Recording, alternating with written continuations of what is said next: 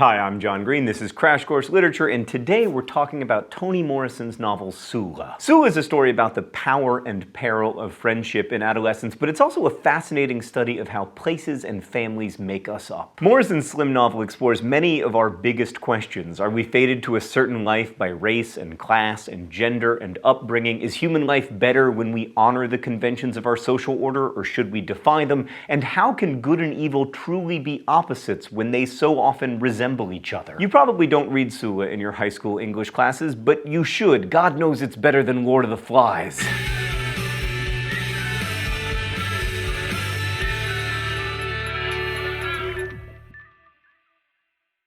Stan, I know I need to let it go, but I'm still mad at you for making me make a video about Lord of the Flies. Right, but about Sula. So the novel opens with the description of a mostly African-American neighborhood situated above the fictional city of Medallion, Ohio. In that place where they tore the nightshade and blackberry patches from their roots to make room for the Medallion City golf course, there was once a neighborhood. It stood in the hills above the valley town of Medallion and spread all the way to the river. It is called the suburbs now, but when black people lived there, it was called the bottom. So Sula is a eulogy for this place of nightshade and blackberry, plants that it's easy to associate with black rootedness, which has been torn out to build a golf course. But nightshade and blackberry serve other metaphorical functions too. Like in an essay called Unspeakable Things Unspoken, Morrison explains that nightshade is an unusual plant that produces toxic berries, while blackberry is a common plant that produces nourishing fruit. So we see the nourishing and the poisonous situated together immediately in the novel, as well as the common and the rare, and we're told that both thrived there together in that place when it was a neighborhood. So this is an internally diverse, multi-dimensional community, and Morrison refuses to portray it or her characters as simply one thing or another. We also learn in Sula's opening pages about the fraught history of the name The Bottom. The story goes like this: a farmer promises a slave freedom and land at the bottom of the valley if he completes a bunch of difficult chores. The slave manages to finish the tasks, and then the farmer gives him rocky land in the hills. The farmer justifies this treachery with a turn of phrase, saying, "When God looks down, it's the bottom of heaven. Best land there is." So this is a world in which the bottom is not necessarily under the top, which for one thing undermines a tendency to privilege whiteness as above blackness. But this is also one way among many that Sula encourages its readers to reconsider assumptions that emerge from binary thinking. Let's go to the thought bubble. So binary thinking, or distinguishing between opposing items like hot or cold, light or dark, good or evil, is deeply embedded in Western philosophy. In the structuralist literary theory proposed by people like Ferdinand de Saussure,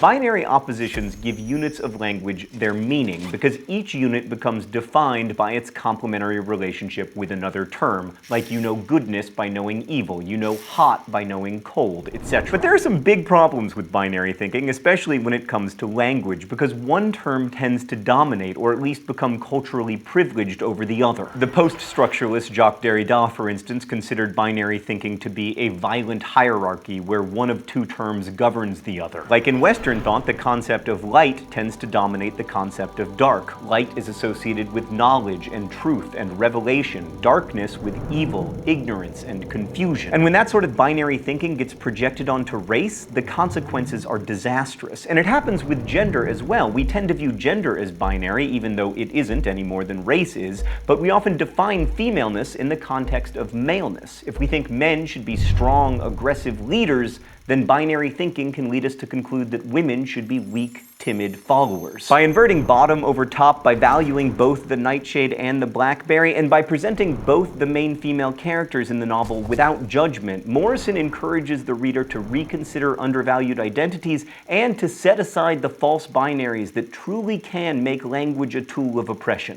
Thanks, Thought Bubble. So while I consider Sula to be an elegantly crafted refutation of binary thinking, Morrison later found flaws in the book's design. In 1973, when Morrison published Sula, she felt that she needed to create a, quote, threshold through which the reader could enter the text, so she opened the novel from the perspective of a valley man, that is, a white male farmer. And Morrison later wrote that she found the accommodation of what she called an outside-the-circle gaze embarrassing. Morrison later wrote in Unspeakable Things Unspoken, "The stage setting of the first 4 pages is embarrassing to me now, but the pains I have taken to explain it may be helpful in identifying the strategies one can be forced to resort to in trying to accommodate the mere fact of writing about, for and out of black culture while accommodating and responding to mainstream white culture. The Valley Man's guidance into the territory was my compromise. Perhaps it worked, but it was not the work I wanted to do. But Sula quickly pivots away from the Valley Man to focus on the beautifully wrought friendship between Nell Wright and Sula Peace. Nell is a quiet girl raised by her imperious mother, Helene Wright. As the narrator explains, under Helene's hand the girl became obedient and polite. Any enthusiasms that little Nell showed were calmed by the mother until she drove her daughter's imagination underground. But Nell eventually discovers the power of independence. In one of my favorite passages of the novel, she thinks,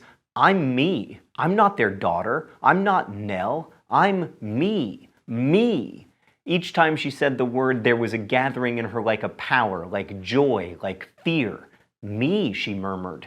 And then, sinking deeper into the quilts, I want to be wonderful.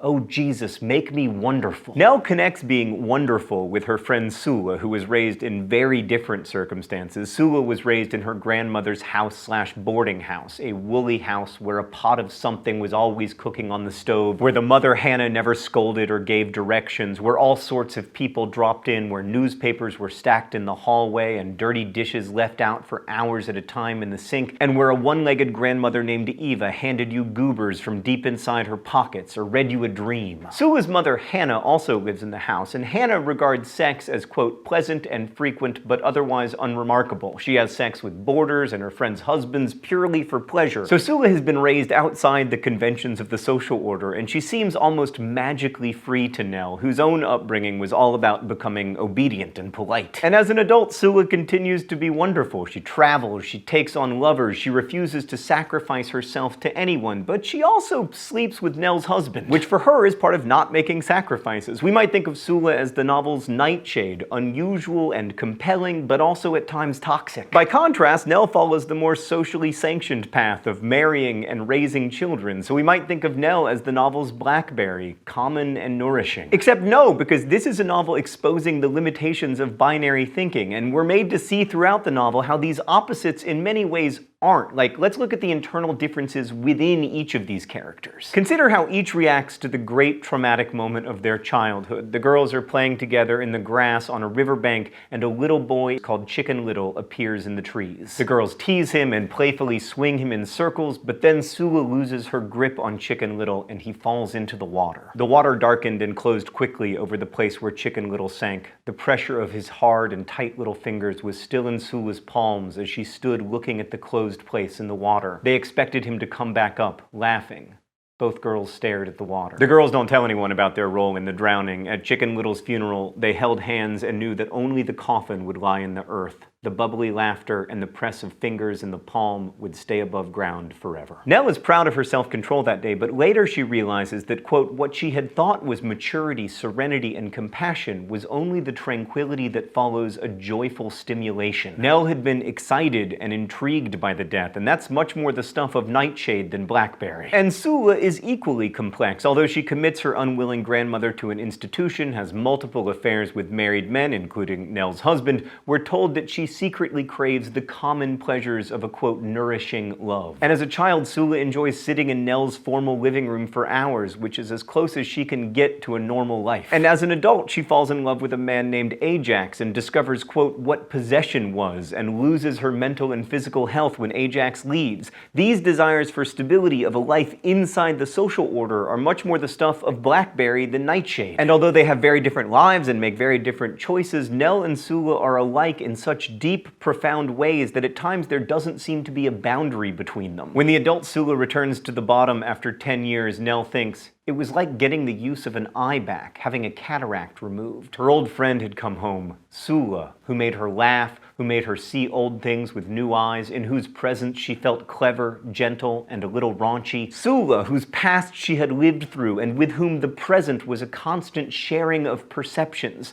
Talking to Sula had always been a conversation with herself. In the foreword to the 2002 edition of Sula, Morrison explains that she had been motivated by the following questions while writing the book. What is friendship between women when unmediated by men? What choices are available to black women outside their own society's approval? What are the risks of individualism in a determinedly individualistic yet racially uniform and socially static community? Sula often considers female freedom in terms of sexual freedom, but the idea of freedom takes many forms throughout the novel. For Sula, freedom is defined by her, quote, resistance to either sacrifice or accommodation. But of course, much is lost in the name of never sacrificing or accommodating, not least the damage done to the central friendship of both women's lives when Sula sleeps with Nell's husband. But then again, much is lost in Nell's accommodation to the social order. I mean, if you're looking for simple answers on how best to lead a good life, look elsewhere. We've all imagined what it would be like to have a wonderful life. What if I don't go to college, or get a job, or get married, or acquire kids and a house? But Sula reminds us that there are losses and gains in any choice, and that the binary of the extraordinary life and the ordinary one is treacherous and profoundly false. And this is even more deeply true for people living within systems of oppression. Morrison later wrote of Sula, Hannah, Nell, Eva, Sula were points of a cross, each one a choice for characters bound by gender and race. In the end, she wrote, the only possible triumph was that of the imagination. So what might a triumph of the imagination look like? Well, we can see some of it in Nell and Sula's enduring connection, the intensity of their friendship, the violence of their betrayals, and the power of their mutual recognition. Sula eulogizes a community in which African Americans bonded together to withstand economic, social, and psychological hardships, but it's hardly an idealized community. There's violence within it as well as scapegoating. Places are not merely good or merely bad any more than people are. Morrison's characters, like her places, are troubled and triumphant, weak and strong, joyful and heartbreaking, but they're never just one thing or the other. And what makes Sula a masterpiece is its refusal to give in to the seductions of simplification. Instead, it depicts the complexities and richness of human connection. Thanks for watching. I'll see you next time. Crash Course is filmed here in Indianapolis at the Chad and Stacy Emigholt studio, and it's made with the help of all of these nice people, and it's possible because of your support at Patreon. Patreon is a voluntary subscription service that allows you to support Crash Course directly so we can keep it free for everyone forever. So if you enjoy Crash Course and you value it, please head over to patreon.com/crashcourse to subscribe. This is the last of our literature miniseries, by the way. Coming up next, human geographies, way more fascinating than you might think. Thanks again for watching, and as we say in my hometown, don't forget to be awesome.